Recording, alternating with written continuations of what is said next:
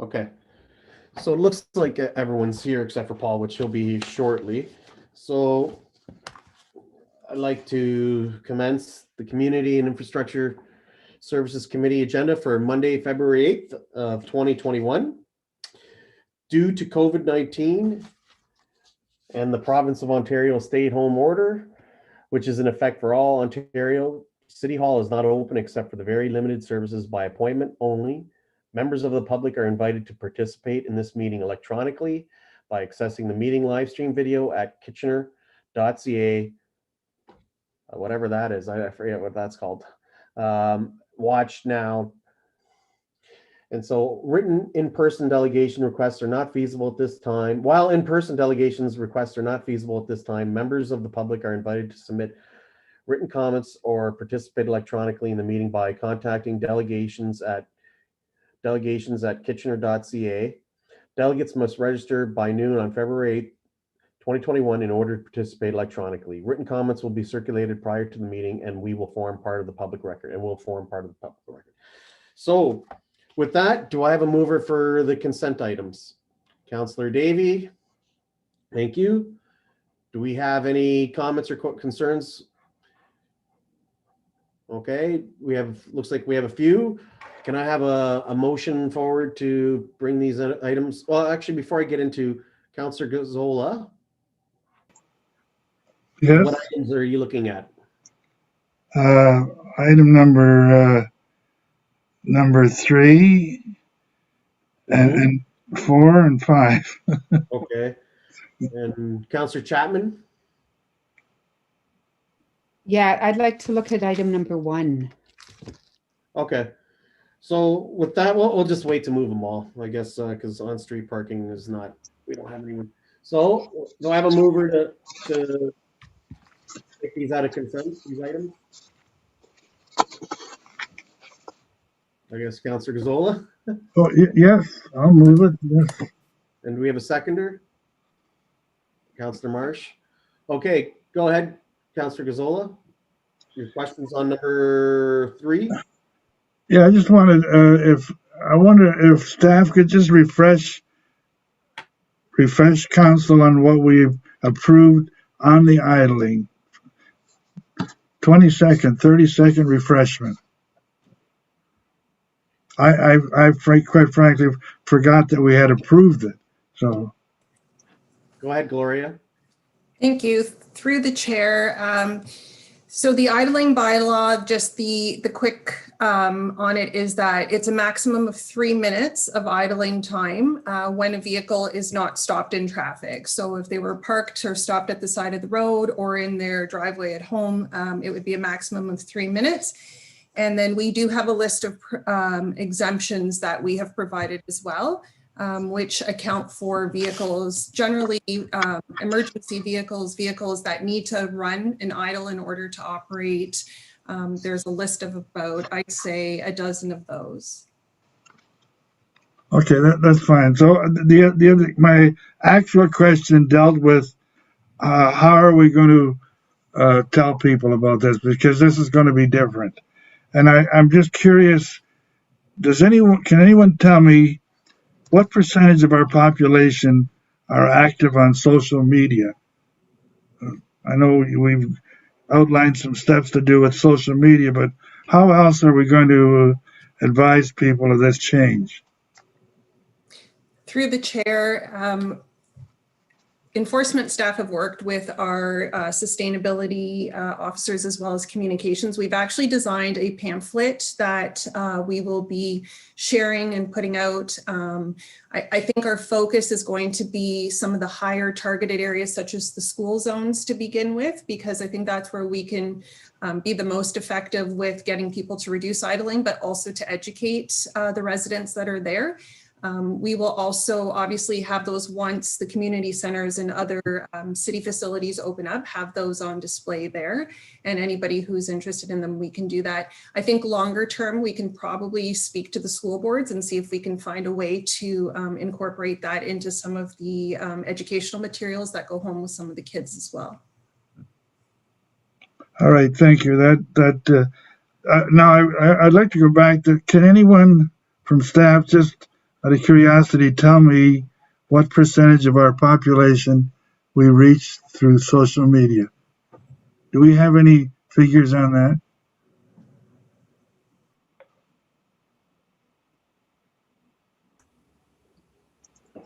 Through you, Mr. Chair, we don't have those figures.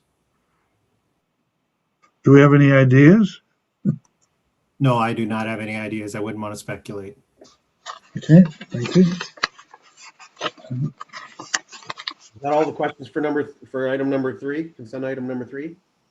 Oh, Councillor Marsh? Yeah, I'm sorry for the late question, Gloria, or Ms. McNeil. I just want to ask, are electric vehicles that are fully electric exempt from this bylaw? Has that been contemplated? Through the chair, yes, we did exempt those in the list of exemptions that are built into the bylaw. Great, thank you. Okay. Does that include hybrids as well? I think anything that is as carbon neutral has been identified as being exempt. Okay.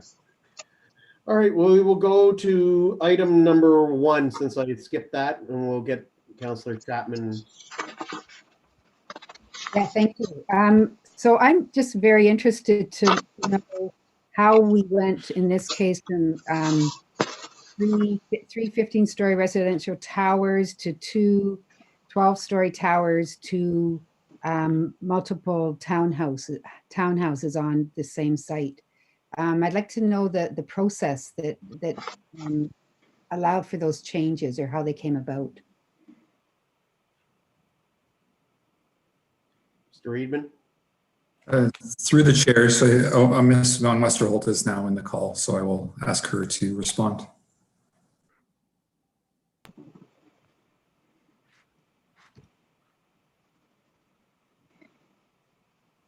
Good afternoon, everyone. Good I afternoon. can respond to that question, Councillor Chapman.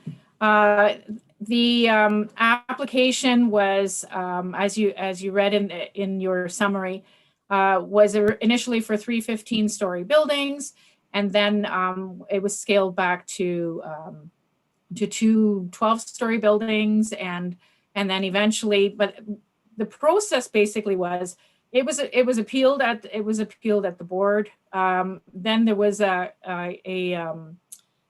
guess a working group committee set up with some of the residents that were involved in the application, including Councillor Galloway Selak was involved in some of the discussions, I believe, right, Kelly, and I can't remember if it was also Councillor Fernandez or not. I don't recall, but perhaps, yeah. And then there was a small little working group, and we met regularly, probably had about 5 meetings in total. And then the applicant was willing to work with the residents in terms of scaling back the size of the development, and then scaled the development down to something that the residents were comfortable with, which was a 3 to 4 story scale property. And at that point, then there was some agreement, and that was the end of that. And then the applicant changed the design and went back to the board and got approval for that proposal. And now they want to submit their site plan and want to proceed, but we had to lift the holding provision, which was placed on the lands with respect to the servicing infrastructure, as well as the extension of Strasbourg Road to Rockcliffe. So now that that's been done, and you have the letter in front of you from Hans Gross, the Director of Engineering, and that was able to clear the way for the development now at this point in time. Well, thank you for that clarification on that. But, pardon me? I hope that answered your question, Councillor Chapman. Yeah, no, it does, and I really appreciate that. I guess I would, and I know this is not about the holding, the removing of the holding, but just a follow-up question to what you've just told us. What was the? Oh, it's okay. Forget it. I see it here. The zoning. So the was the R9 under 85-1? That's correct. Okay, that's good. Thank you so much. Yes, you're welcome. Okay, thank you. We will move on to item number 4, Councillor Gazzola. Can you unmute yourself, Councillor Gazzola? Sorry about that. I just want to ask a quick question. Is there a limit on the number of these establishments that there can be in a community? Is that governed by some other laws or? Ms. Blacktooth? Through the chair, our bylaw regulates the capacity of payday loan establishments permitted. We recognized all the ones that were existing when we brought the report forward in June of 2019, but our maximum number moving forward is 10 establishments. So is that a lower number than we've had in the past? That's right. In the past, we did not have a limit on the number of establishments until the report in June came forward. And have we had any feedback on limiting the number of locations? I have not had any feedback or pushback from the payday loan establishment. Yeah. All right, thank you. Okay, we have no further questions on item number 4, so we will go with item number 5. And again, Councillor Gazzola, go ahead. A couple of questions. If I remember correctly, this was not circulated. We didn't call for tenders or quotations for this particular location. Is that right? Through the chair, that's correct. Yeah. I'm curious as to how we justify the first 2 years leaving the rate the same as the 2018 rate. Haven't things improved considerably in the downtown that rates in 2020, 2021 would be higher than the 2018 rates? So through the chair, I would suggest that we, from 2018 to 2019 and into 2020, we didn't see a significant jump in lease rates. There was still a fair number of vacancies downtown, which we still have today. I think the major challenge is with the implications of the pandemic and not knowing when we will fully return to order, what that will mean for lease rates. So our recommendation, there's a chance that lease rates could actually go the opposite direction and go down. So we think keeping a steady rate for the next 2 years as we see the pandemic play out is fair for both ourselves and the tenant. Well, in view of the pandemic, why wouldn't we at this point go into a shorter term as opposed to, you're basically fixing almost a 10-year term, are you not now?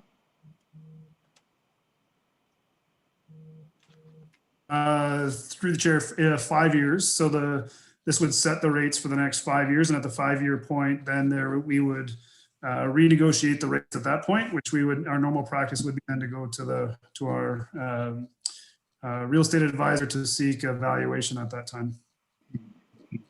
Thank you. Okay, we don't have any further questions. It's been moved by Councillor Davey. All those in favor? Opposed? That's carried. Okay, thank you. So we will move on to item number 6, and that's dealing with the Stormwater Market Incentive Program. And we do have a staff presentation with that, and that will be, I guess is it Boo that's going to be speaking on this, or is it Claire? That's Claire. Okay, excellent. Welcome. Thank you. Good morning. And through the chair, thanks for having me. I'm going to be doing a short presentation today on the Integrated Stormwater Management Program. So I'm going to be bringing this forward, in which Council has been made aware of this program over the years through the Integrated Stormwater Master Plan and its associated capital program.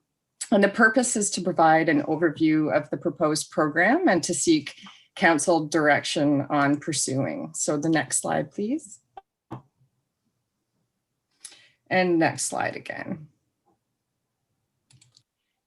So the projections for Waterloo Region have proved accurate in terms of the climate. The weather here is indeed getting warmer, wetter, and resulting in more extreme weather events. In Kitchener, like many other regions, we're seeing more extreme and localized flooding, and this includes in winter months as temperatures increasingly hover around 0 degrees Celsius. And this also increases the series of freeze thaw events we have. We also get 80% of our water from groundwater and the remaining from Grand River, which further places importance on stormwater management. These are controls. There are controls that we can do to help mitigate this risk. However, the city does not own a large portion of land, which is where this program provides a great solution. The market incentive program is part of a suite of complementary projects within the integrated stormwater master plan that work to establish the greatest impact. And so you'll be familiar with the stormwater credit, that it does exist. And this is a great tool that we have, but it is not sufficient to incentivize the level of participation that is needed. The incentive is dollars that go to landowners to offset the cost of choosing gray and green infrastructure solutions to local water infiltration. The market eventually takes this exchange on and is offered by industry service providers. So next slide, please. The overall objective for the city is to build community level resiliency to flooding using an effective and economic market incentive model that supports private landowners through a unique collaboration, in this case, between Stormwater and the Sustainability Office to implement a leading edge program to implement best practices that forward the city's mission across the entire community. As time passes, these best practices become entrenched and the supply and demand is established. The city's engagement and role diminishes, all while a new market and mindset is created and new opportunities present themselves. Next slide, please. The goal for us is to establish a Made in Kitchener program that best represents our community. In designing it, we will leverage Kitchener's progressive in-house resources for a data-driven program using our advanced flood mapping and geospatial demographic data to represent the highest risk areas of the city and its inhabitants to ensure equitable access to this program. The program elements have not yet been built out. This work would happen over the next year and a half or so, but several other municipalities have already proceeded with such programs, so we can learn from them in building Kitcheners. And these connections with these municipalities and experts have been made already. Next slide, please. I'm going to briefly go over some opportunities that a program such as this provides for the corporation. And so to start, and generally this program very much embodies the integrated planning model that we know is so beneficial to make the most of internal resources and support and complement corporate and community design standards towards overall strategic goals of the organization. Externally, this is true as well, as the city leverages the market to do a lot of its work while creating formal and informal partnerships in the process. It works to prepare corporate policy and assets to confront current and future operating realities, protecting our assets from significant costs and liabilities, and also leveraging these trends, including the significant portion of external funding that exists in these areas. Next slide. The community benefits are extensive. As mentioned, the more we can get private landowners participating in best practices, the more efficiently and effectively we can achieve our strategic goals, including those goals of beautification by means of green infrastructure, so foliage and trees. This creates a diverse and vibrant local economy for which programs like this have led to green infrastructure hubs in other areas. And as capital for this work is less intensive, but upfront costs creates opportunity for its ongoing maintenance. It also provides habitat for diversity, it improves air quality, and of course, improvements to localized flooding.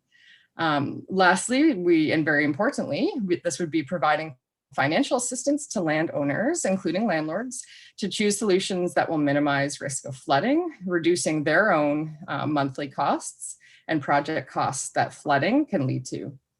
And last slide is just a brief overview of the proposed timeline and key milestones that would take place over the next year and a half or so if we were to proceed on this program. And the highlighted portion there is the presentation today, and the work ahead of that has been done to date, primarily data collection and partnership creation. And then we would go ahead and start developing the program. Thank you very much. Okay, thank you, Ms. Bennett. We do have members who would like to have some questions. We have first up, Councillor Johnson. Yes, thank you, Councillor Ioannidis, and thank you, Ms. Bennett, for this presentation. This is really exciting. One of, I believe, the very first motion that I had passed a couple of years ago when I first joined council was about looking at ways that residents could participate by greening their properties and look at having a tax incentive to do so. So this is really great. One of the things I'm wondering if you're going to put into this is not only whenever people are planting trees, but one of the questions that people had was about whenever they are looking after their trees on their property. So they're getting them pruned, they're ensuring that they're looking out for diseases and things. So calling in an arborist or something. Is that something that might be part of the stormwater credit program as well? Through the Chair, I have two responses to that. And the first is that initial research on existing programs, we're lucky to learn from other programs, has shown that just by nature, the uptake of involvement from private landowners in their own maintenance really increased with these sorts of programs because the focus is very much on beautification. And so that was just naturally happening. And then secondly, a part of the city's role in particular would be ensuring that us, as well as working with local, say, nonprofits that exist in the community, would work to do the ongoing maintenance in terms of a variety of different outreach and training resource sheets, but also working one-on-one. That would indeed be a part of the program. So as a follow-up then, so it wouldn't be a private company so much, they would have to use one of the local organizations then? That was more, through the Chair, that was more so in just training and awareness on how to best maintain. But if you were to get professional assistance in actually doing the pruning, which would obviously be recommended, that would be done through a company, a specific company, a private company that a landowner would hire, yes. That's great. Thank you so much. Very excited to see that. Thanks, Councillor Johnson. We have Councillor Marsh. I don't have any questions. I think it's great. I'm excited about this program, and I would like to move it at the appropriate time, Mr. Chair. Okay. Councillor Chapman. Yeah, thank you. Thank you, Ms. Bennett. I think it's a great program as well. My question to you would be, is there any thought of requiring stormwater runoff catchment or infrastructure in new builds?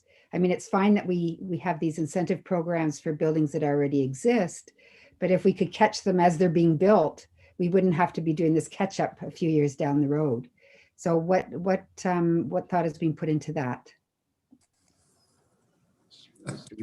So maybe I'll answer this one. And so our stormwater policy that is in place requires pre to post stormwater management plus a 12.5 millimeter capture for larger developments. So anything beyond sort of a single detached house or a townhome or a duplex property.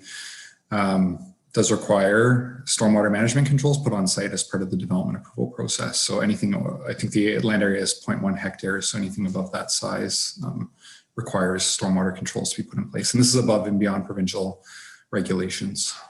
So what types of things does that include? Like here we're talking about, you know, the permeable driveways and that sort of thing. Are you talking, like, can you give us some examples of what that would look like in a larger development?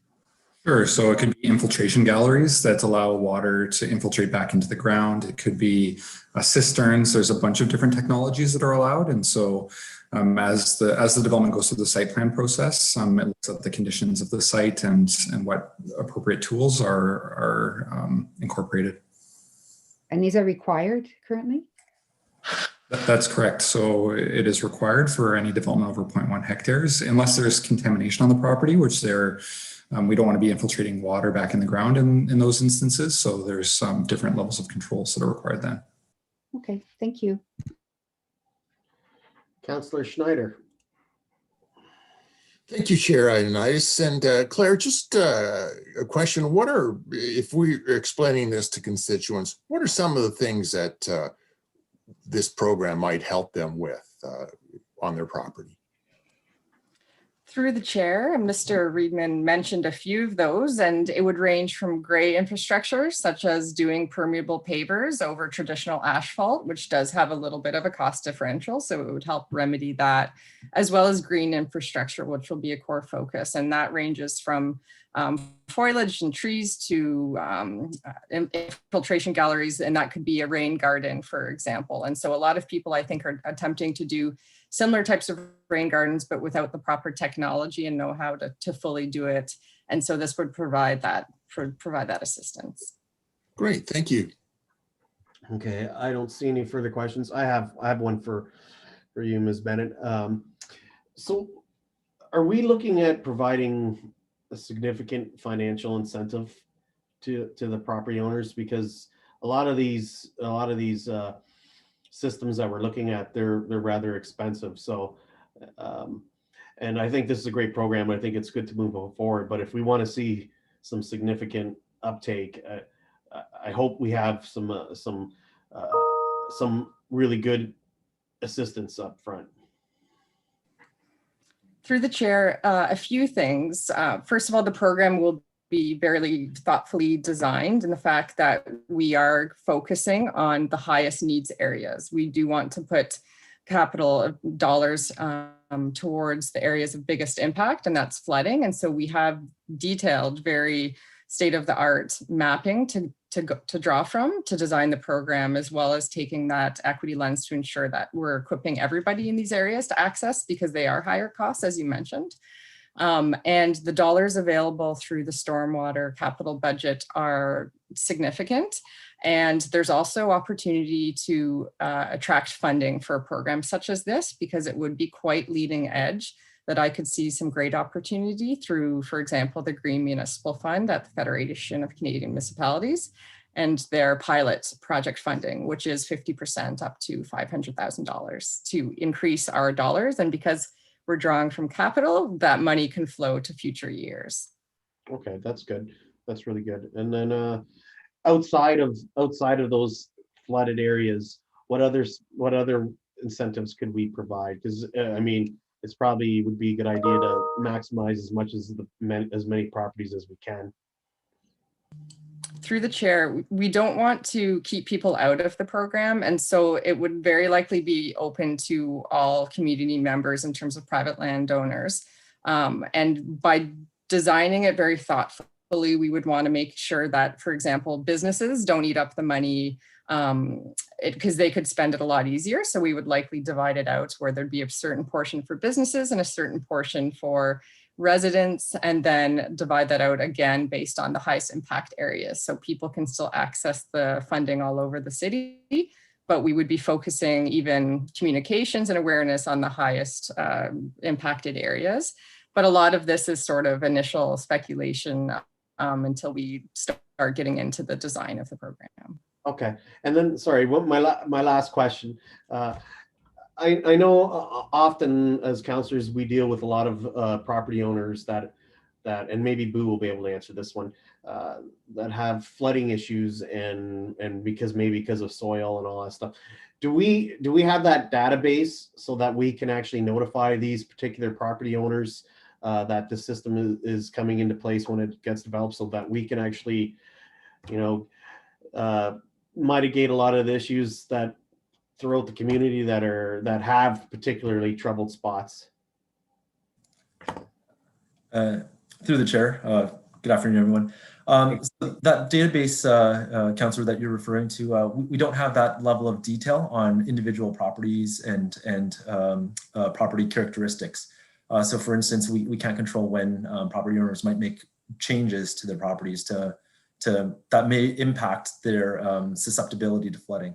One of the things that we are hoping at that by going through these landscaping companies and the private sector in general is that the property owners are making that initial suggestion or that initial foray into making those requests to those landscaping companies.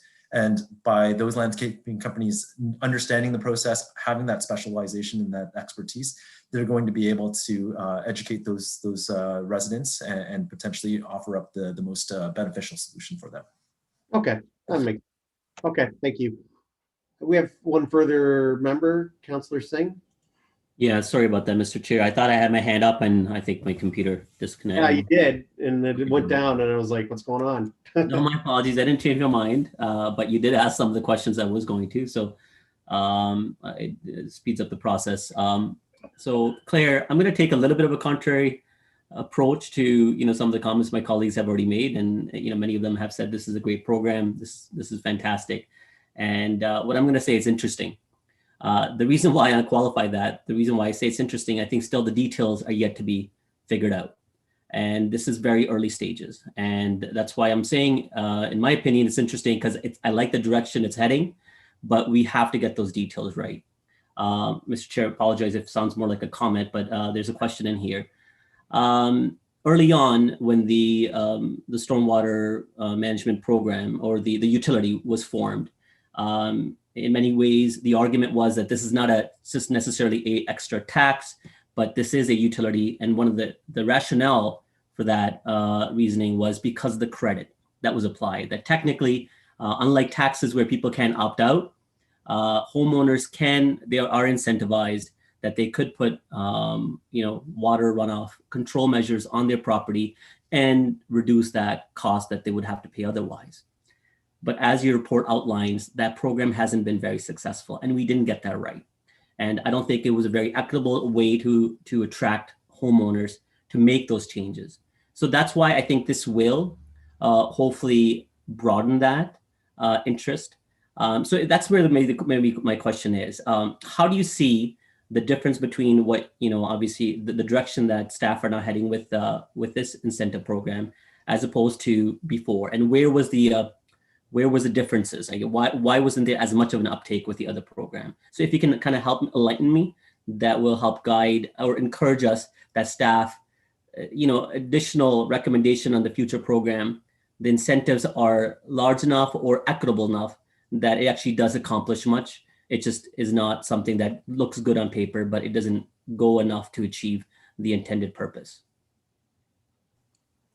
Through the chair, they are very different programs. And so the design kind of reflects that. And I'm not too surprised on the uptake of the credit, only because the monthly charge every month is so low for the stormwater fee.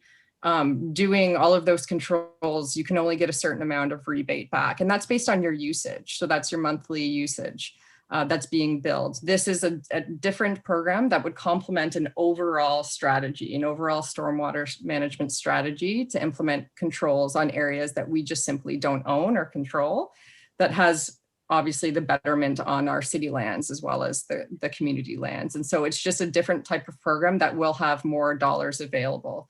We simply cannot offer the dollars available through the credit. So that still reflects decreased usage, just like you're using, say, less water and you get rewarded for that. This would be the credit, stormwater credit program does that. It does not provide capital for actual projects that improve your stormwater. And Boo may have some more words on this.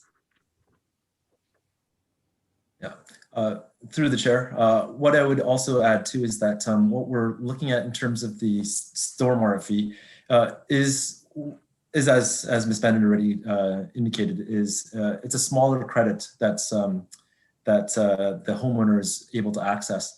What we're trying to achieve with the market incentive program is to get over that potential hurdle that's in place in terms of putting in a lot of the large scale capital projects that will have a significant impact on stormwater management.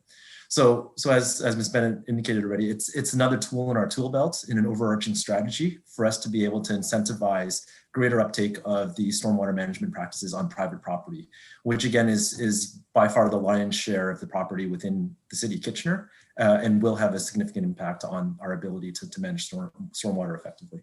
So this program will complement the existing credit program then? And because obviously we see the shortfalls in the existing credit program, is there an opportunity to maybe make improvements on that as well? Will that come as part of the future presentation of this program, or that's something of a different discussion? Through the chair, that's likely a different discussion, but I will say that through the implementation of a market incentive program, we are incentivizing property owners to implement those capital improvements that will then feed into their ability to apply to the credit program. So not only will they see the uptake on the capital side, but they'll also see that ongoing rebate that they'll see through the credit program. Okay, just a final question. And I made these comments before as well, where I see the cost to manage even the credit program. Sometimes, it's costly on us, and I've encouraged for us to look at community partners that could perhaps manage that program on our behalf, that are well and they're versatile and well suited to be able to do so, like REAP as an example. Is that perhaps a consideration approach that we can consider for this new program, that it can be managed through a partnership with an agency, that's arm's length, that already has the tools and the skill sets to do, or does this have to be managed internally? Through the chair, that's indeed the part of the main goal of this program, is that it will be taken over by the market. And so there will be staff resources needed in terms of particularly developing the program over the next year and a half, training contractors in order that they can provide these solutions. And then they will be the ones selling it and delivering it on our behalf based on the best practices that we want to see happen in the city. It actually improves their business. So you can believe that they will be selling this when they're talking with customers, because it will likely be a higher upfront capital cost. And so they will then advertise the city's incentive and deliver on it. And so the city will largely be doing communications, tracking of program success, but in terms of delivery, it would absolutely be the market. I just want to qualify my question a little bit. Like I'm saying, in the implementation of the program, would we be doing consultation with groups like REAP to make sure that we're heading in the right direction? Through the chair, there will be extensive consultation over the next year and a half with local experts, including REAP Green Solutions. Thank you. Wish you all the luck. Okay, thank you. We have no further questions, and it's been moved by Councillor Marsh. All those in favor? Opposed? That's carried. We will move on to item number 7, dealing with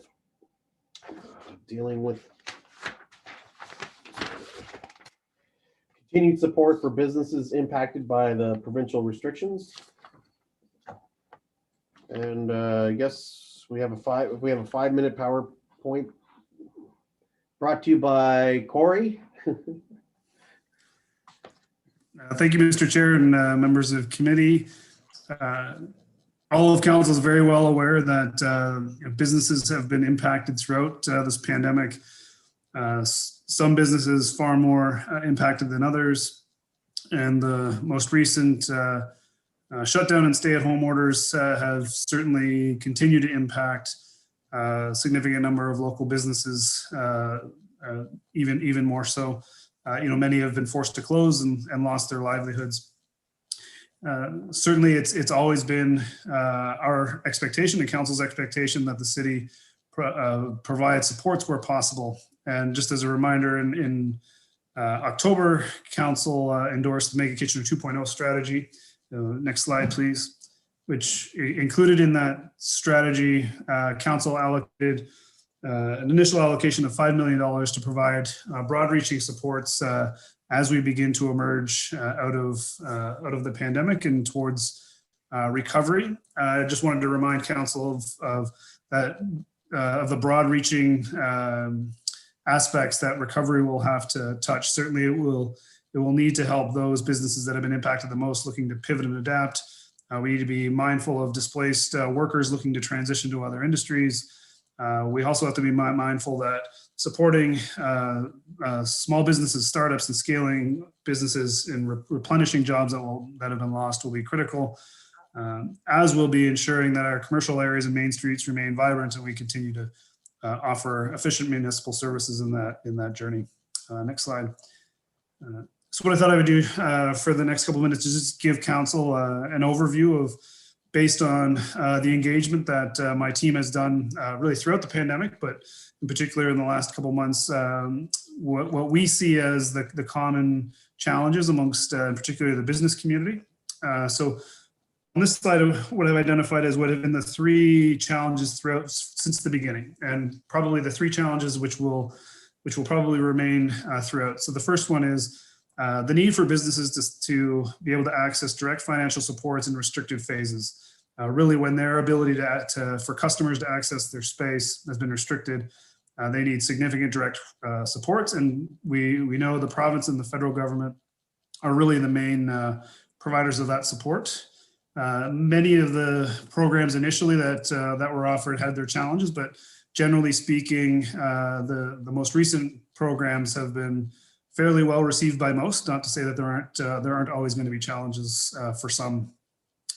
The second one is just ongoing support of navigating what's expected of them as business operators, predominantly from a public health perspective. And again, while that is the province and region's authority to direct, we've, through our own staff and our partners, tried to make sure we provide whatever support we can for business to fully understand what's expected of them.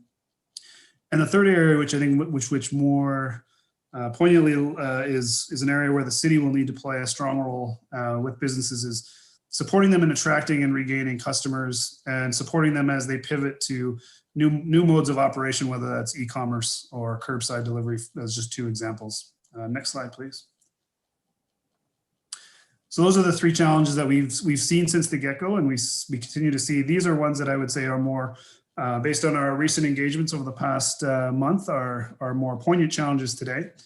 So number one is inequities in some of the recent restrictions. So for example, large big box stores being able to sell non-essential goods, while others who don't have essential goods are restricted entirely. For some, and particularly in the restaurant industry, we've heard that red and gray zones, for example, they're just not sustainable as business models, and challenges with operating with, for example, only 10 people in their business. The second challenge is for some is still an inability for some businesses to access funding. For some reason, for some it could be just ineligibility based on criteria. And certainly, while this isn't our job to fix, certainly locally there's an effort to provide advocacy up to provincial and federal levels where we see challenges. And the third one is really not necessarily new, but it's an accumulation of what's happened to date, which is we know many businesses most likely have accrued rent payments that they have not been paying, and their landlord has yet to collect on. And at some point, if those aren't rectified, there will be challenges. For many, they've depleted their cash and credit availability. And lastly, because of that, many we've heard are resistant to taking on additional debt when there is no set known time as to when they may return to a more normal operation. Next slide, please. Now, if we look out ahead of what we anticipate coming forward. So first, what I would say is I'm impressed that most of our local businesses have come to terms with the pandemic. And what I mean by that is they understand, initially it was a big unknown. Now I think they understand how to operate as best as possible, and how to understand that this is not going to end soon and that they need to adapt accordingly. What they've clearly told us is one of the best ways we can help them is a focus on their customer base, helping them market themselves, and an ability to grow when they have the opportunity to do so. C is, and this is not just ours, but all levels of government, as we get into reopening phases, anything that we can do to reduce the impediments in their way of reopening will will be well received on their part. But also, in the fourth point is to know that as soon as we open it, it doesn't mean that recovery has happened. That in fact, recovery will be long term, and there'll be need for ongoing support, for many years.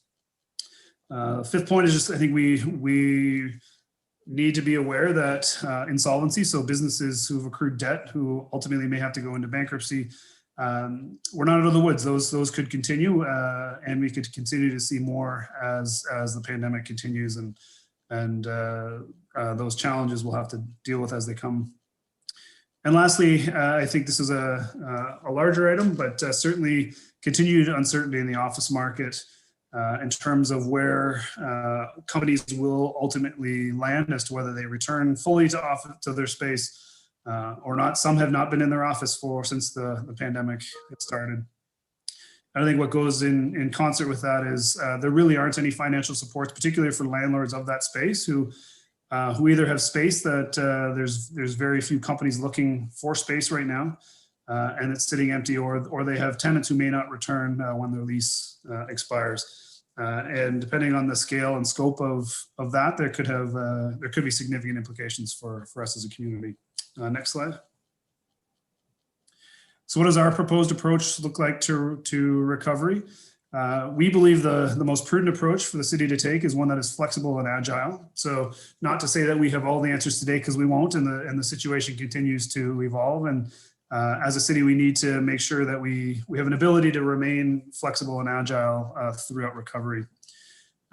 We believe that our focus as a city needs to be on adaptation and recovery, so helping businesses adapt to the challenges as they come, and then full recovery when able. And then really the heavy lifting of supporting businesses during restricted times needs to remain at the federal and provincial level.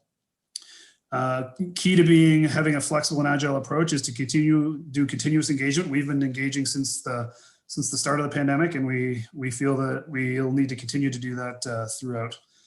And ultimately, what we'll be bringing forward is a phased and multi-pronged approach for council. Next slide.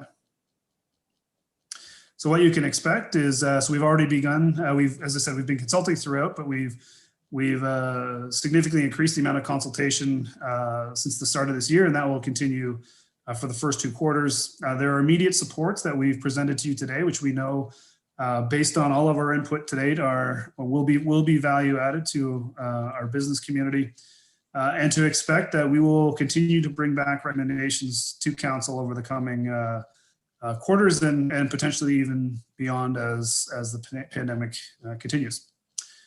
So with that, I'm happy to answer any questions or comments from council. Okay, thanks, Corey. We do have a couple. We do have a few. We have Mayor Verbanovic. Thank you very much, Chair. It is, and thanks, Mr. Bloom, for the update and the report. I think it is fairly comprehensive, and what I'm encouraged about is the fact that it's recognizing that this is a continually revolving situation, that it's going to require us to continue to be able to be flexible, pivot, and respond, while at the same time work towards a resumption of business in some degree of normalcy in the months ahead, certainly post-vaccine.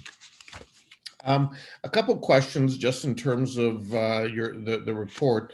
First of all, where you talk about an expeditious patio approval program, I'm just wondering where we're at on that. I know in talking with some business owners and folks in other municipalities, there's talk about trying to open patios up as early as whether it's March break or Easter weekend. So that if we do see good weather, or people, after the current shutdown just want to get out, even if it's bundled up, there'll be opportunities for folks to do that in a socially safe way. Do we have any thought on that, and how soon we might be able to do that? So through the chair, so I think there's two different scenarios. There's a scenario for patios on private property, and then there's ones that fall within our right of ways. I think certainly we wholeheartedly agree that we need to allow the restaurant industry to go outdoors as soon as we possibly can. For privately owned properties, ultimately our goal will be to get the approvals in place as soon as we're able to. And then really it's their discretion as to when they would operate, and we would be advising them of important considerations such as snow removal. Certainly in the fall we had, although we didn't ultimately need to act on it, we had businesses wanted to continue to have patios and parking lots throughout the winter. On city right of ways, ultimately that'll be a decision largely with our operations crew to make sure that if there are still snowfalls forecast, that either we can allow them to operate early, or we would hold off until we knew that there was no snow coming. Again, what I can say is in the fall, our operations team were prepared to work around patios if patios wanted to stay open. So I would say we are certainly willing, and we want to at least be in a position that when businesses are ready, we are also ready. Okay. That's great. And I guess, I think we should have that dialogue with them soon and try to make sure we're as ready as possible throughout the city for that. Second piece on licensing, and it's great to see that we're that we're extending due dates rather and deferring late fees until June 30th. I'm just wondering, and I've had some folks asking about, is there anything more we can do with respect to business licensing? Now, I recognize that is a significant revenue stream for us as a municipality as well. I believe we bring in about $500,000 a year. But is that something that you and your team have explored, whether or not we could or should be doing any sort of reductions on that, particularly in light of how much businesses have been closed last year and this year?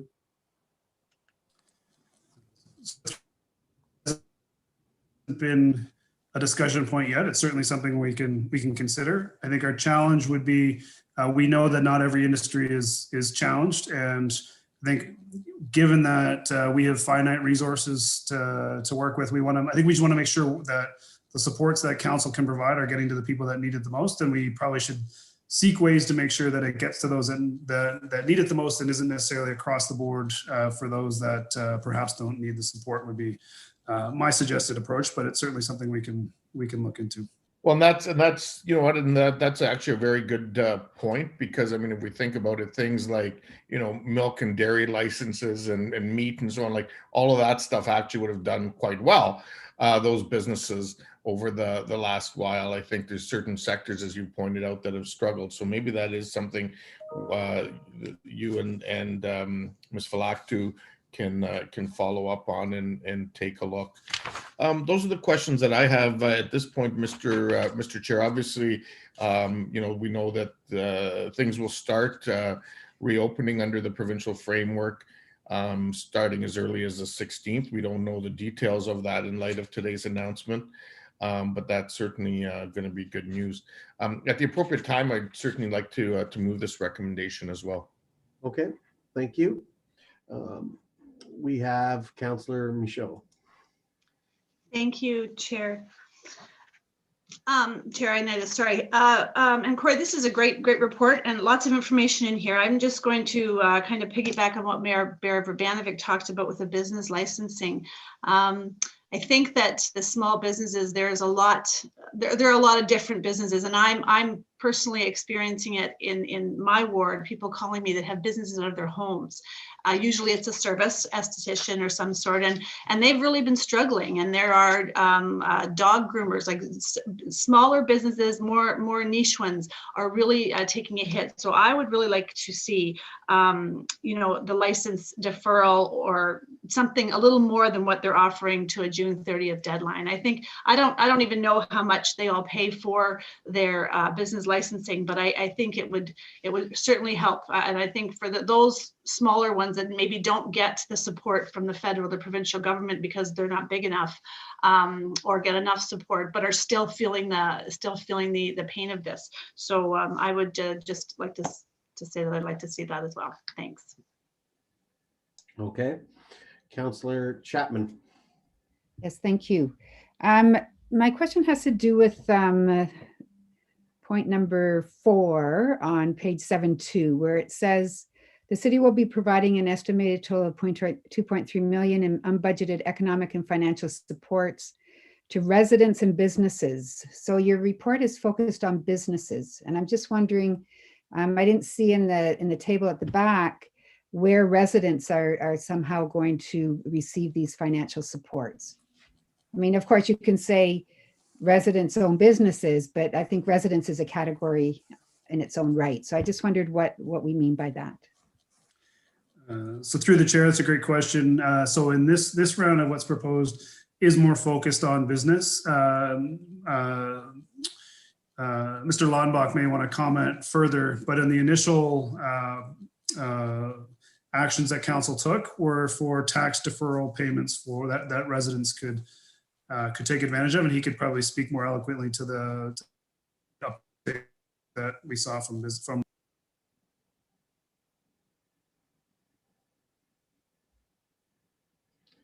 Lautenbach. Hello?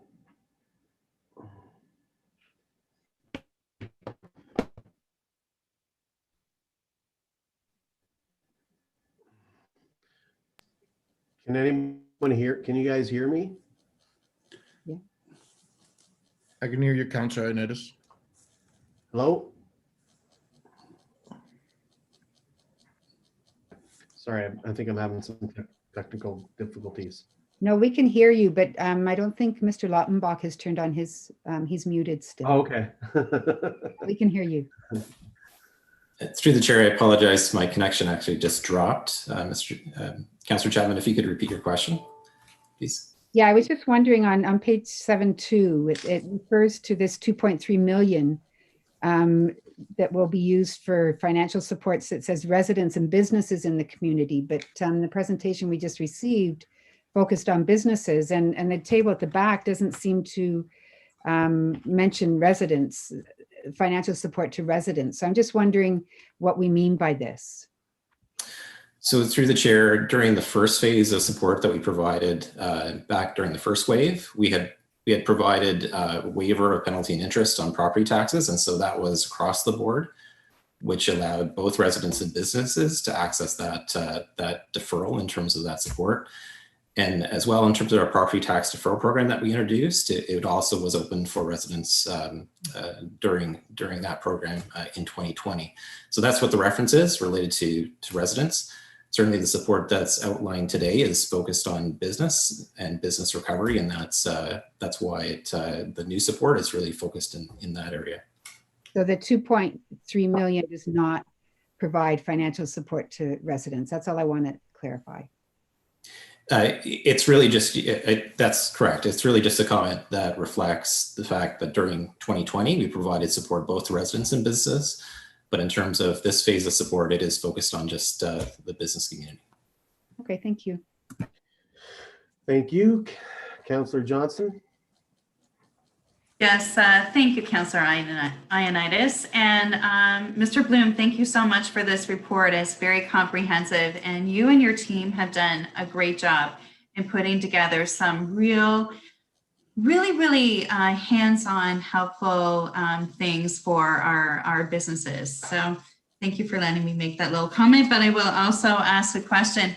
In terms of the patios, the outdoor patios this year, I know the Belmont Village just was able to thrive with that last year. So are there any plans in place to kind of further expand that to other areas and to look at some different things? Maybe you could expand on that a little bit. So through the chair, so maybe I'll answer in a few ways. Certainly in Bell specific, we'll be engaging with them in the next month, and certainly I know they have their goal is to at least redo what they did last year, and if they have an intention to expand them like last year, we'll fully support them in that journey. I know our staff, my team is working closely with the downtown BIA to look at options for supporting downtown businesses with patios on King Street, for example, but not just King Street. Thirdly, though, we do know, so the Waterloo Region Tourism Corporation recently launched a recovery program that would offer funding to anybody who might qualify as a tourism business, so restaurants being that, to apply for funding, primarily for PPE supports. But what we saw through those applications, significant need within the restaurant industry in general to support better patios this year. I think it's clear that they all see that as definitely a solution to the challenges that we're in right now. And so I suspect as we continue to bring reports to council, that'll be an area that we focus on in the short term, and making sure that most businesses that want better patios or bigger patios are supported in that journey. That's great. I think that's going to be, sorry about that. I think that's going to be really, really successful for other businesses this year too. And thank you so much to you and your team. Okay, thank you. Sounds like your dog has a couple questions for Mr. Bloom. He does that every time. I'm sorry. Anyways, we have Councillor Marsh. Thank you, Chair Ioannidis. So this is something that I am very much in support of, but I was just wondering, has any specific supports for arts and culture groups or formerly in-person events that are now going to be virtual for the time being, have you given consideration to that, and can we pivot to start looking at that if not?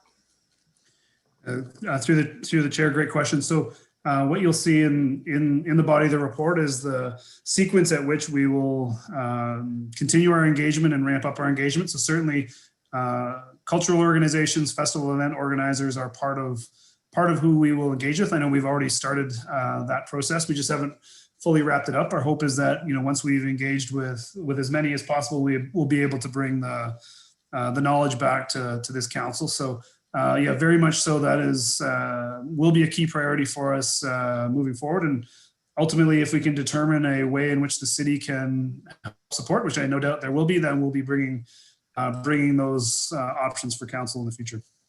Great. And even if it's smaller figures, I think there's a cap before you have to come to council. I would encourage you and your team to really embrace that. I think it's in your presentation, you use the word agility or agile and nimble. Let's do that. Let's embrace that. And if you find an opportunity that's within your threshold, I encourage you to try to. Those arts and culture groups in particular are really needing our support as much as we can offer within our scope. So through the chair, maybe what I can provide is great news, or at least positive news, is certainly on the event side. Our special events team has been working with every major festival organizer in helping them adapt. So we've learned a lot of lessons on how to help organizations shift to sort of virtual or online or low occupancy programming. And so that will certainly continue and certainly be provided to the arts and culture organizations as well. And I think one of the things that we will, once we get into less restrictive situations, one of the things we'll look at if there's ways for us through city space to provide studios, for example, for those that maybe don't have access to the technology to do virtual programming, for example. If we can provide that, we will certainly endeavor to do that. Okay, that's all the questions we have. Thanks, Corey, and thanks to your team. I know it's been a challenging year in wanting to help as many people as we can, and sometimes we can't do it all, but I mean, whatever support we can give is, I'm sure, is definitely appreciated. It's been moved by Mayor Verbanovic. All those in favor? Opposed? That's carried. We will move on to the final item of our agenda today, dealing with the Development Services Review Project Closeout Report. And we have a 5-minute presentation as well from Ms. Love.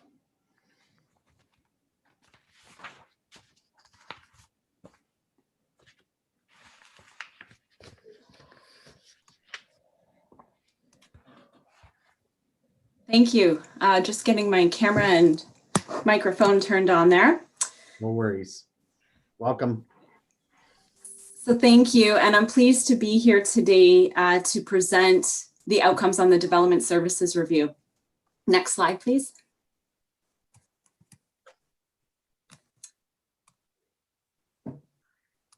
These 5 objectives for the review were previously presented to Council. And through the staff report before you today in this presentation, we've demonstrated how we've met these objectives. Next slide. The first step in the Development Services Review was establishing a shared vision with all stakeholder groups, finding common ground. The vision of a city for everyone, with the mission of working together, growing thoughtfully, and building community, along with 5 core values and corresponding commitments, created the foundation for the Lean Review. All service improvements were aligned back to this vision. Next slide. This was a customer-centric approach. Not only did our customers help define the scope of the review in selecting the site plan process and public engagement processes for Lean reviews, our customers also helped develop the work plan for the 18 improvement projects. We worked on solutions that were identified by our customers as priorities.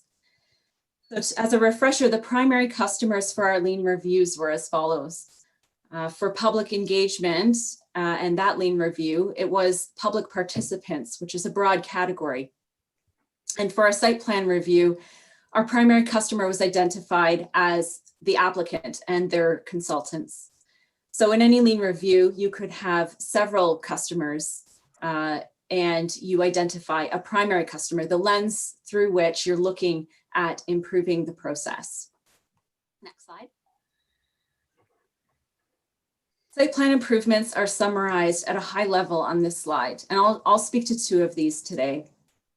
The introduction of Bluebeam review software has transformed digital submission, circulation, review, and coordinating and consolidating feedback by staff for the development community. This improvement was well underway prior to the pandemic, and this work equipped staff for resilient service delivery during the pandemic. Staff were well positioned to accelerate implementation to 40+ staff when the pandemic hit. Taking a coordinated approach to development, a 1-year pilot project manager position was created to help customers navigate approvals processes, compliance with standards, and issues resolution. And in 2021, this dynamic role will serve as a single point of contact for applicants while supporting a cross-section of high-profile and strategic applications, as well as a cross-section of applications that include less experienced applicants. Next slide. Part of ensuring processes are lean in an organization involves measuring key performance metrics and using this data to set targets, monitor progress towards these targets, head off areas of concern, and identify opportunities for continuous improvement initiatives. Early indicators show a 25% reduction in review time for resubmissions, a 60% reduction from pre-submission consultation to granting approval in principle. We are currently exceeding municipal best practices based on a 2020 AMO report.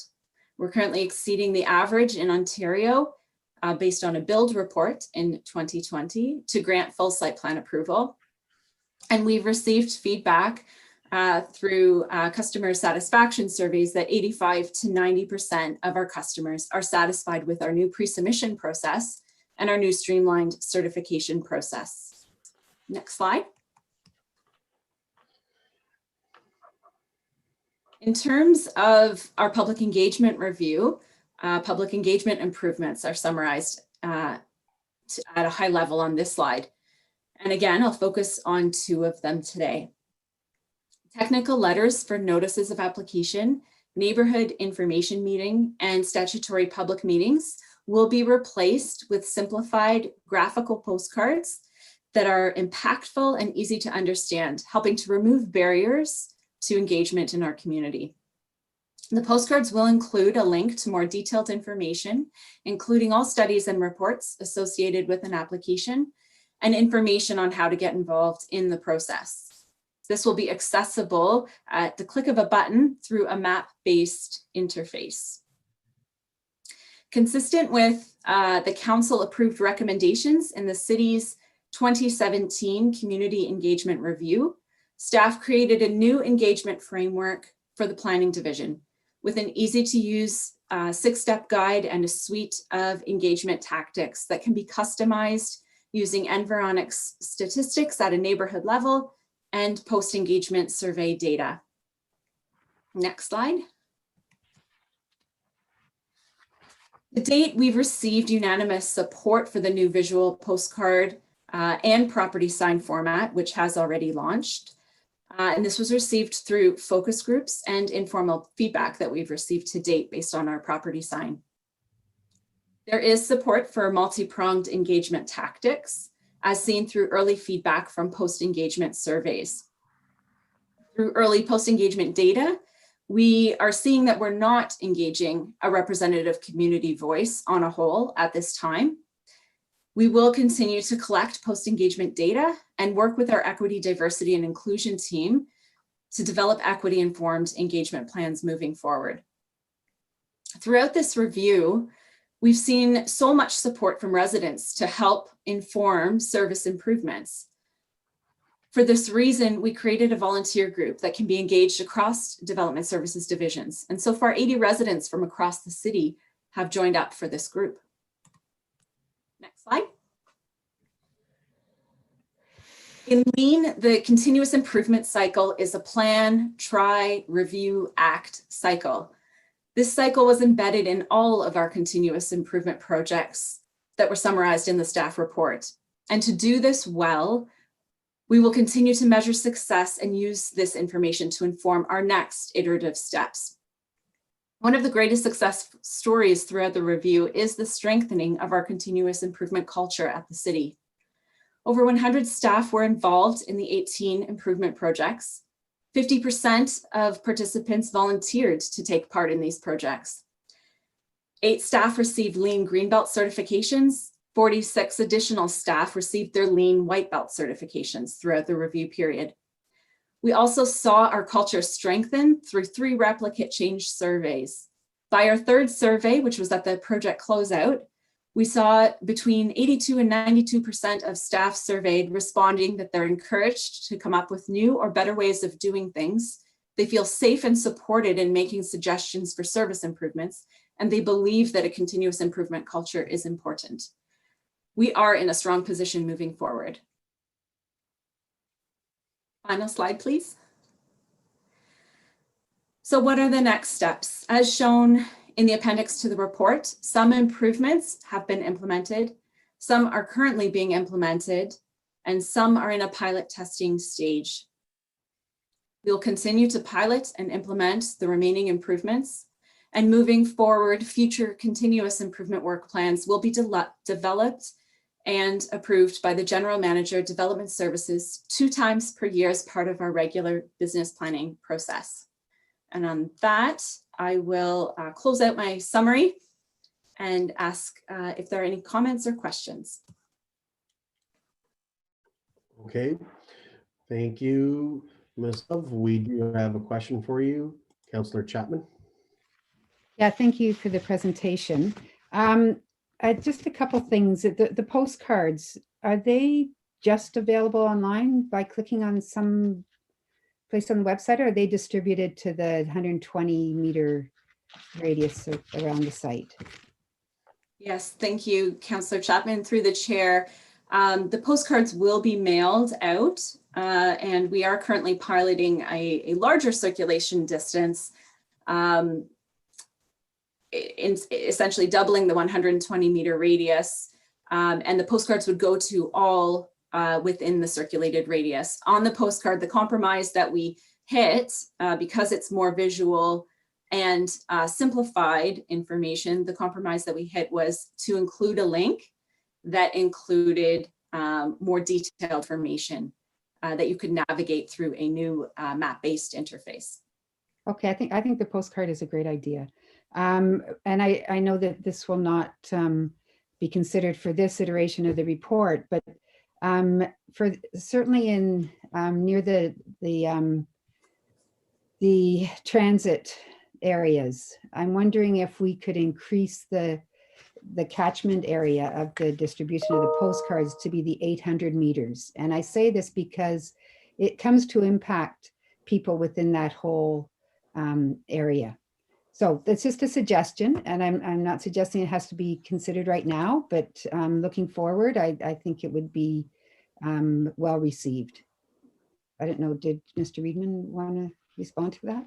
Yeah, through the chair. So the statutory requirement is 120 meters. We have doubled it in our pilot, and we're seeing an exponential increase in cost because like even just the doubling the radius, like we're catching a lot more properties through that. And the Planning Act also only requires circulation to land holders or unit holders.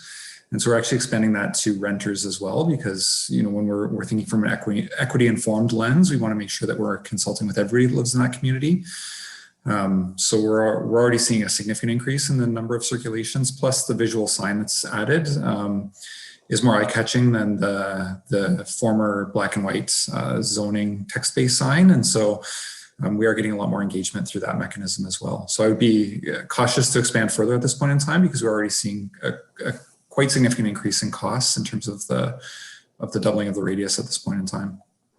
Okay. I also wanted to point out on page 810, I was just wondering, it's really important information, and I appreciate it, where we refer to that 84% of the participants spoke English as a first language. This is the data that was collected, right, regarding public engagement. 82 were white or white Europeans. 76 said that both they and their parents were born in Canada. So I think this is very valuable information. But I wonder if we could add another category, and that is regarding social economic status, because I think that's very important when we try to understand, affordability and homelessness and development in general. If we don't have that indicator, I think we're missing out on some really important data. Through the chair, maybe I can answer that. We did just include a couple indicators here, and so we are actually including that metric and a lot more data. And so we are working with the Equity, Diversity, and Inclusion Office on a snapshot of information. And so we did just highlight these three, but we are capturing a lot broader of a snapshot of who are engaging, and we're actually able to compare that to census information for the community to see who we're not speaking to in the community as well. Okay, so whenever that information is available, it'd be appreciated. I have two other things I want to say, but should I key back in? You have a minute. Oh, okay. Well, okay, which one should I go for? Okay, worksheet with development projects per ward with progress. So I've asked for this before, and I see that you've got all this great digital stuff happening, and I think it's wonderful. But I really would like, and maybe this is unique to Ward 9, I presume Ward 10 as well, where we've got so much development happening. If I could get a live spreadsheet set up where it lists all of the different developments in my ward and the stage that they're at. So if it needs heritage approval, check. If it doesn't, X, whatever. I mean, I came up with a worksheet a while ago for that. And I just think it looks to me like we're at a stage that could actually be created. So I'll take it offline, but if other councillors see value in this, you might want to request something similar. So I'll key back in with my next comment. Thank you for the question. Thank you. Mayor Verbanovic. Well, thank you very much, Chair Ioannidis. And just before I go on to my question on that last request, I mean, I think there's some value, but I think it's important to note that there's a lot of development going on throughout the city. I mean, arguably, there's probably more going on in Councillor Galloway Seelock's ward if you start looking at each of those, you know, as individual projects. You know, she's got tons going on in terms of single family home developments and so on, as an example. But I think we want to, you know, we want to be careful that we're also not creating a whole level of new work for staff as we go forward with this. Question I have, Ms. Love, is, you know, it's great that we were able to continue moving forward with this continuous improvement culture throughout the pandemic, and no doubt that ended up, you know, allowing, it was great to be able to get us to this point. I'm just wondering if you can talk a little bit about how the work that you did throughout that time period actually helped us in our service delivery, as an example. I mean, one of the things that comes to mind in particular, and you touch on it on page 8-5 of the report, was the Bluebeam software. And I know there were some on council who had some reservations around acquiring that software, but my sense is that we would have been in deep trouble once we closed down in the spring had that software not existed.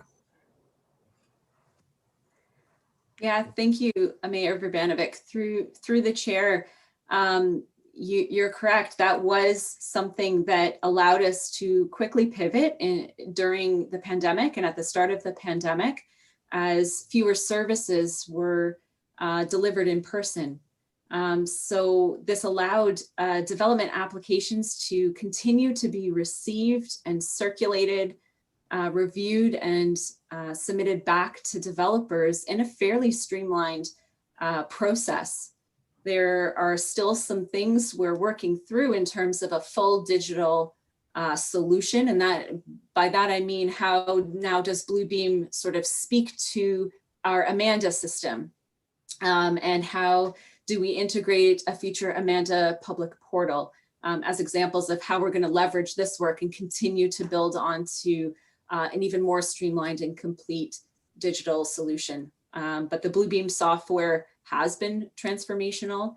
It is giving staff confidence in their reviews, and particularly when things are resubmitted, they can quickly see and compare versions of drawings that they've reviewed to see what has or has not changed, to really hone in their comments on what they need to be commenting on in secondary and tertiary reviews of drawing packages, and get comments back to applicants and their consultants quicker.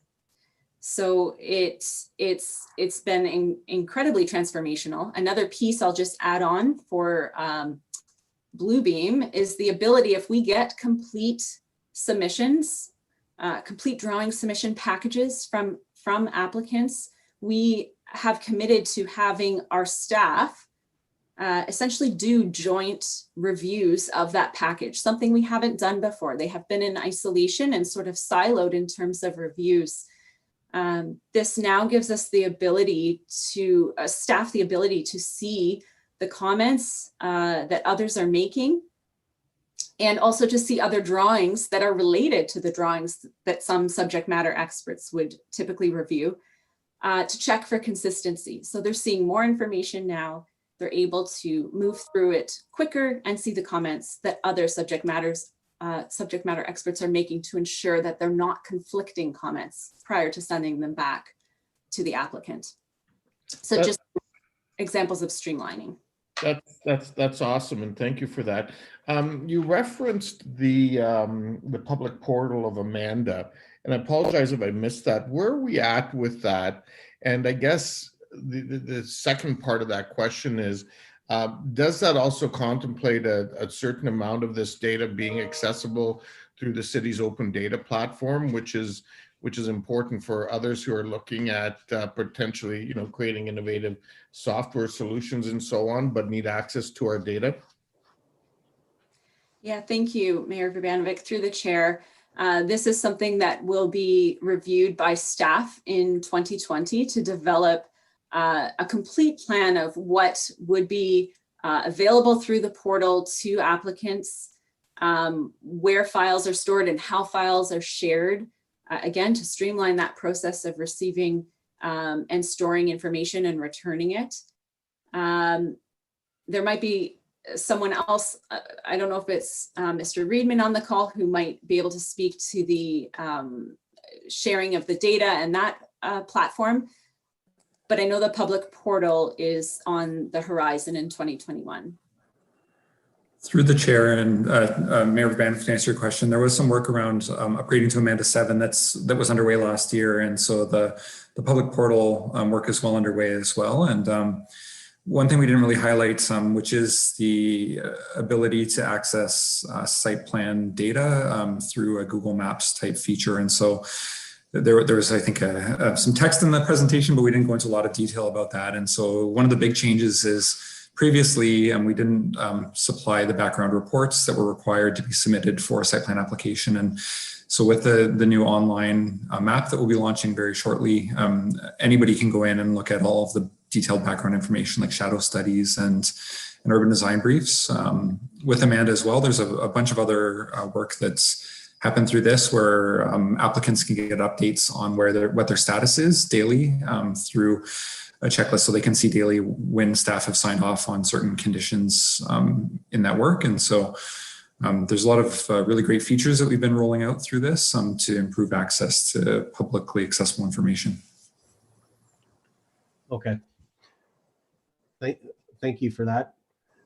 Mayor Verbanovic, if you have any further questions, please feel free to come back in. With that, we have Councillor Singh. Yeah, thank you, Mr. Chair. Sorry, I have some issues with my internet, so I just have my video off. Otherwise, it keeps on cutting in and out. Thanks. Yeah, so just, compliments to staff. I think this is definitely an improvement from where we were. I especially like the point contact person. Too often we heard from development community that at times they were being ping pong back from different departments or staff person, as opposed to having a continuous thread of chain of someone that understands in some cases the complexities of the project. So I'm really glad to see that that's there.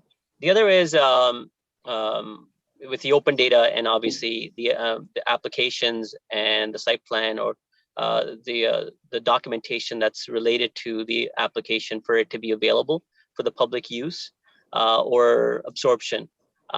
Many other cities have within their for the planning department or their respective departments having a page that outlines all the current application. Now I realize through GIS and the mapping system that the same information would be there, but could we have a centralized list of applications that are currently pending?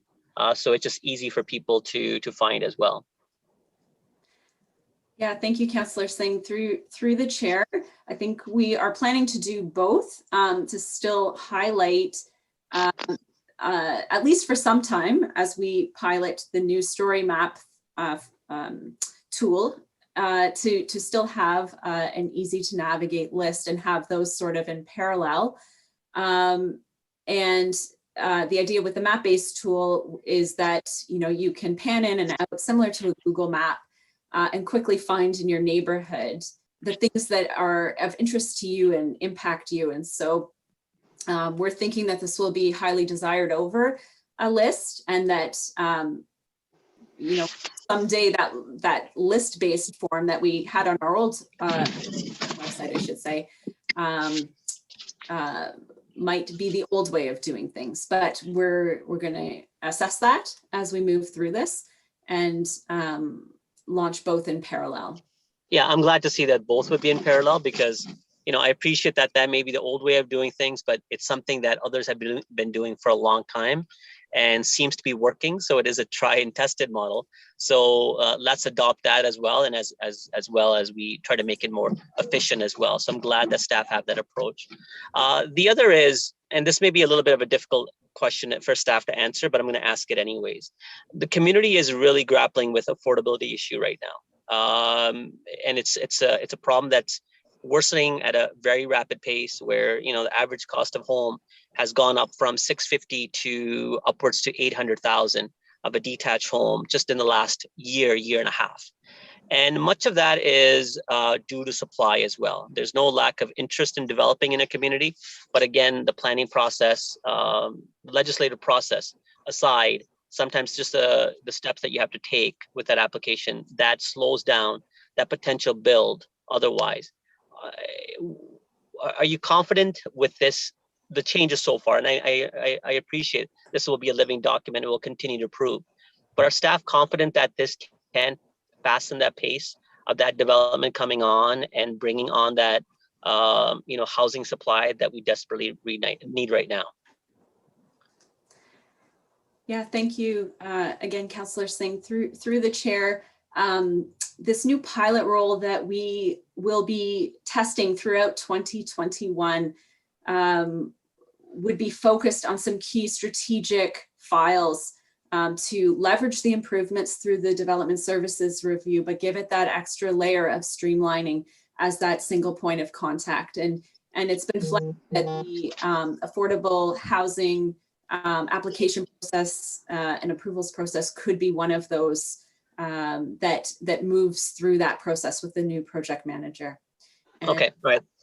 That's good. And I'm hoping that this will be an equitable process for not just big developers or subdivisions. Myself and Councillor Ioannidis and a few others have continually talked about the missing middle. When we talk about affordable housing, we're talking about additional rental units that can come online fast. And these are small development, triplexes, fourplexes, fiveplexes, or even mid-rise development. Is it fair to say this development review just doesn't necessarily focus on the larger partners, but also retail investors that can fill that supply gap for us? Through the chair, so maybe I'll jump in here. So I think when we look at all of our processes add up together, there's been significant improvements in clarity and speed, quite frankly, for approval timelines. And so we know that one of the main concerns is meeting at least the provincial requirements. And so we are seeing that we are better than other communities in Ontario right now in terms of the speed from getting from pre-submission to approval in principle. We've seen a 60% reduction in our time for that. And that's for all applicants. And so we've really simplified things like our applicant intake form and other components to make it really clear. So we're getting complete applications and outlining exactly what's needed through different points of the process and how to navigate that, along with the pilot role that we're doing.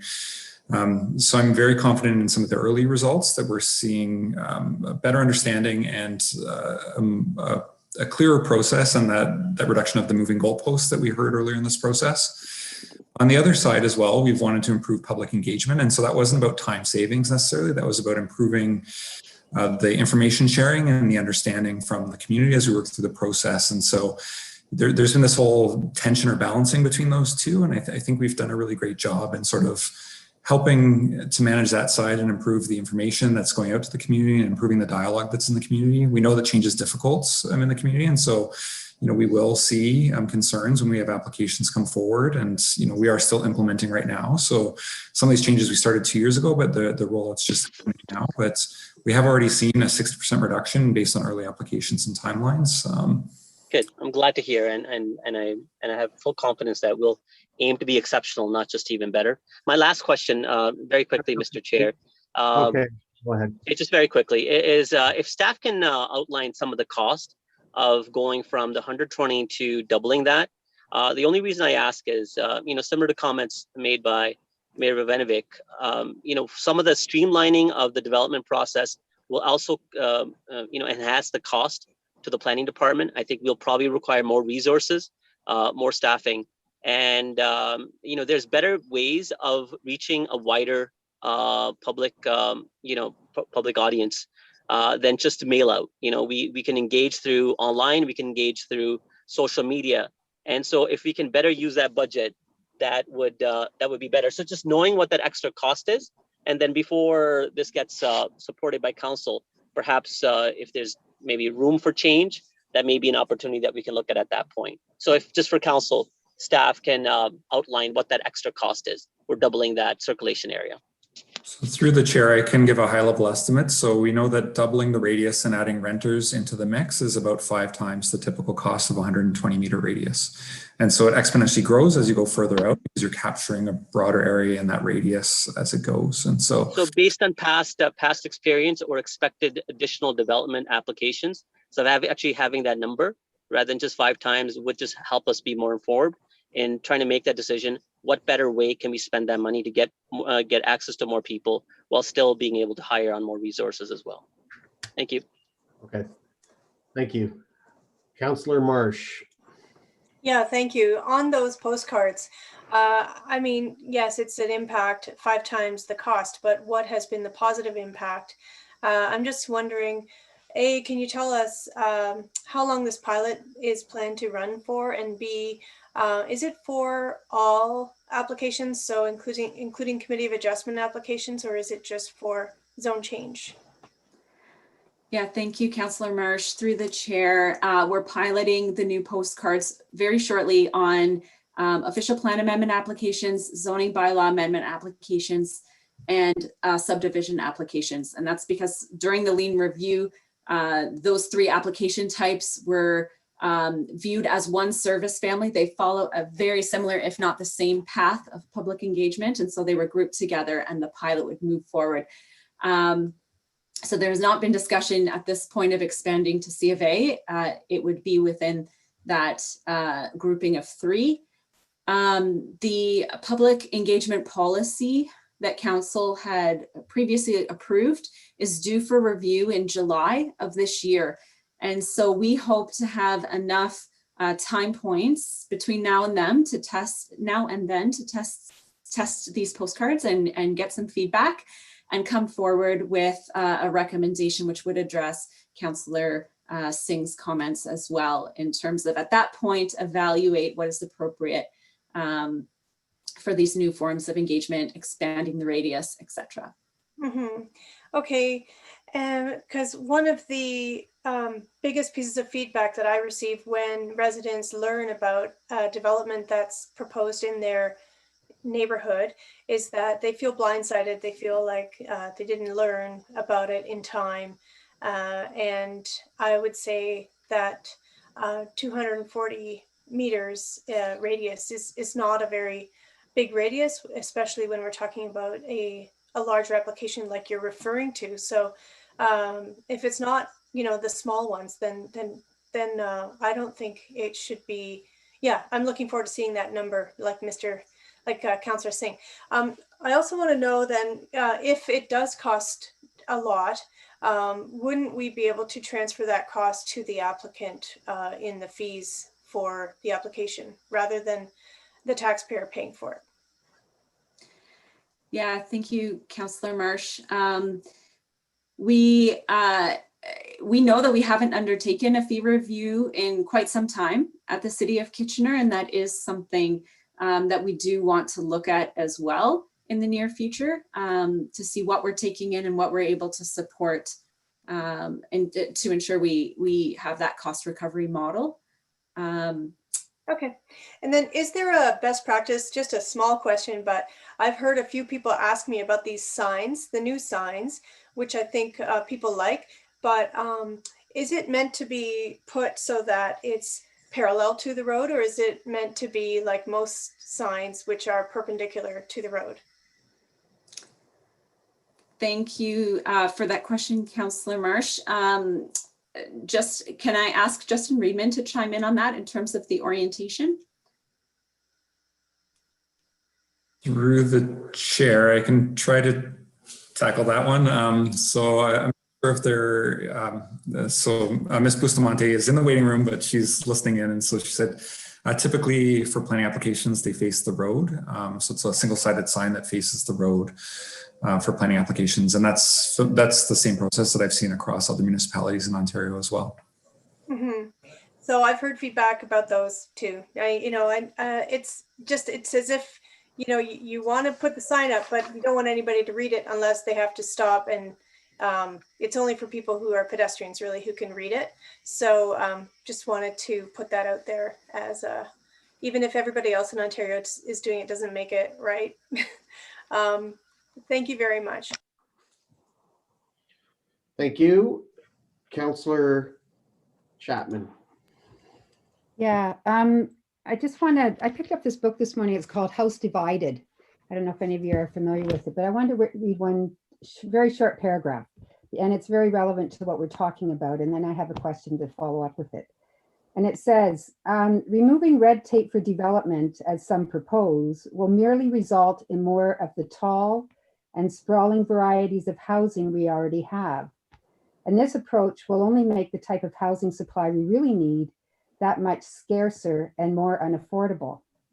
Already, mid-rise has become boutique, and 2 bedrooms starting in the $700,000 range.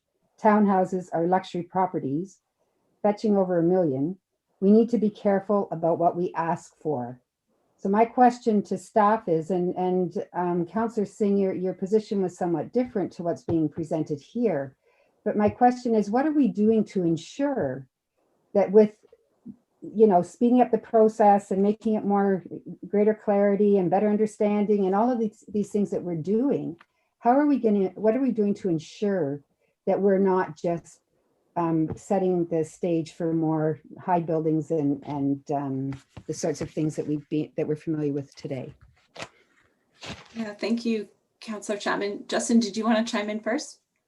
Through the chair. So I think we have to go back to the official plan and the provincial policy statement, which mandates a mix of developments. And so, we need to be cognizant of that as we implement projects. But the other caution I would say as well is ground-oriented housing tends to be the most expensive housing as well. So detached housing is the most expensive. And there was an article just this past week that the average price of a detached house in Waterloo region is now over $800,000. A lot of entry-level apartment style dwellings, the purchase price is in the $300,000 or low $300,000 range. And so part of the intent of the provincial policy statement is to provide a range of types of units and developments for people that have different values or different life circumstances to go through. And so the scope of this review isn't about looking at the types of housing.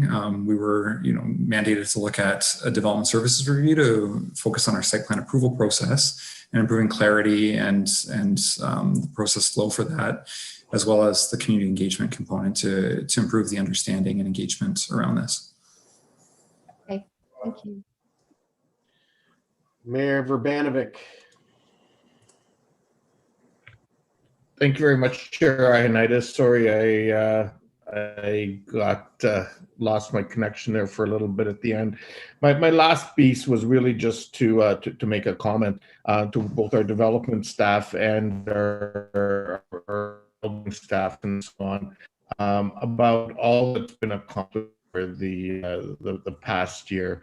Whether it's the development services review that we're dealing with today, or the update that we received from building for the month of January as an example, with all of the ongoing building permits, residential and other, both in the downtown and quite frankly throughout the city.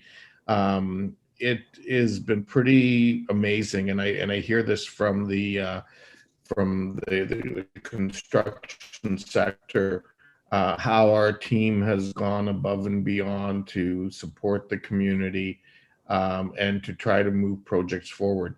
It's obviously been a challenging time through the pandemic and trying to navigate the different regulations from the province. It didn't always have clarity. There were times when we had to do some advocacy with the province to get projects back on track during the shutdown last year.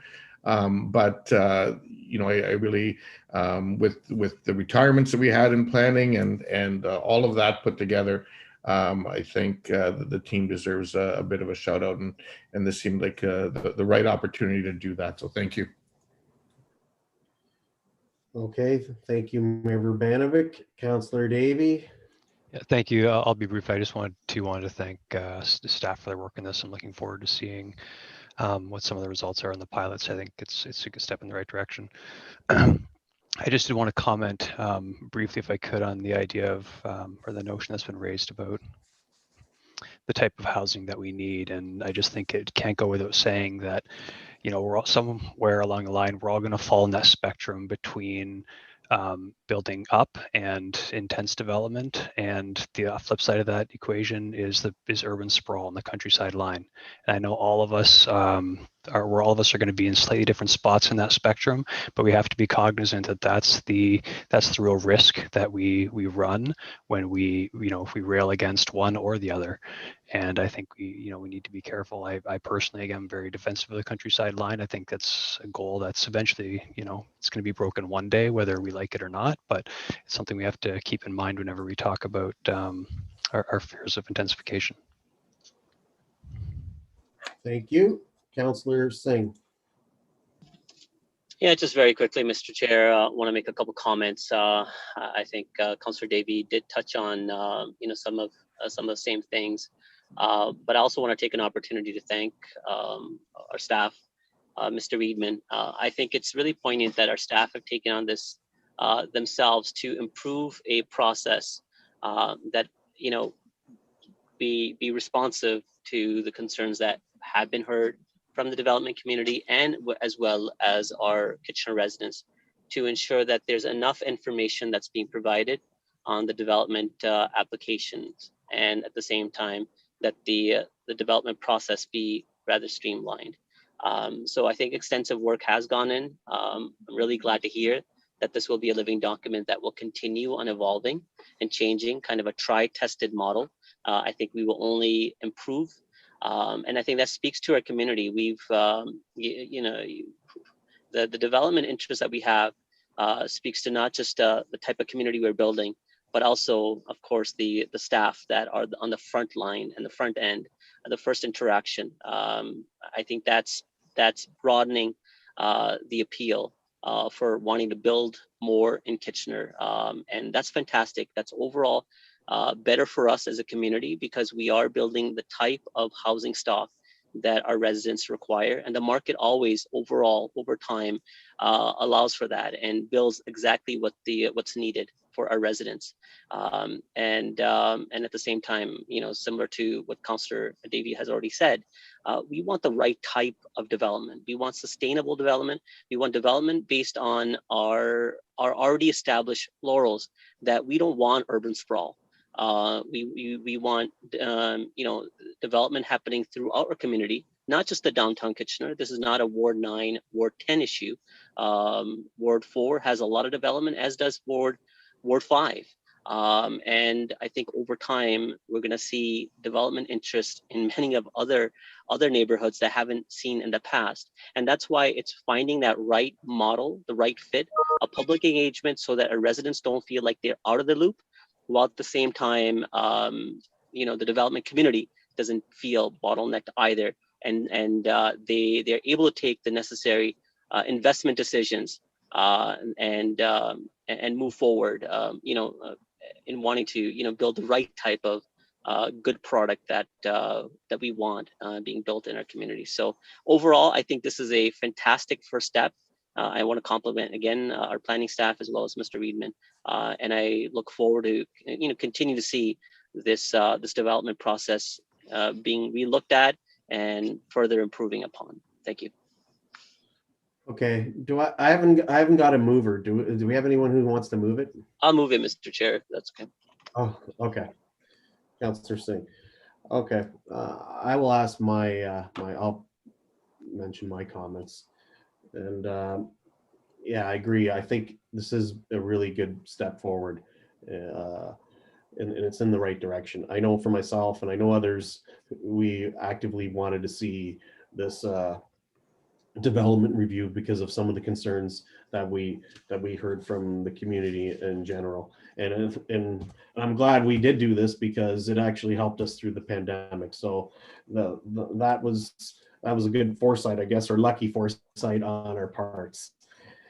The next thing that I wanted to discuss too is with regards to, I've heard passing on the costs to development. So one of the things that I'm concerned about is if we're going to be looking at increasing these, let's say the 5 times the cost, and then we're looking at doing that for a single infill development or a small infill development, it's, to me, it's quite contrary to wanting to promote building the missing middle, because I can understand a high rise or whatever may be able to absorb some of those costs, but somewhere where there's an infill that isn't smaller or anything like that, that's definitely going to increase the cost, and it goes totally against what we're trying to do with affordability. And so I would caution moving on that route.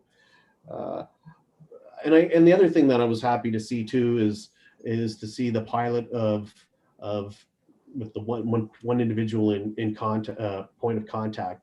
And I hope this individual makes a serious attempt to connect with our residents or customers or whoever we ever want to call them, and help speed up that process, because I think that's the key. And I'm not sure what those dynamics or parameters are, but if that's the one thing I hope we don't see is any kind of lag time. And if there is any way to provide some support to that individual, if we do see for like an influx of too much work, then maybe come back to us sooner rather than later and say, hey, this needs to be a full-time position or whatever. But anyways, with that, it's been moved by Councillor Singh. All those in favor? I'm in support, Mr. Chair. Okay, that's carried. With that concludes our community infrastructure services meeting for February 8th of 2021, and everyone have a good day.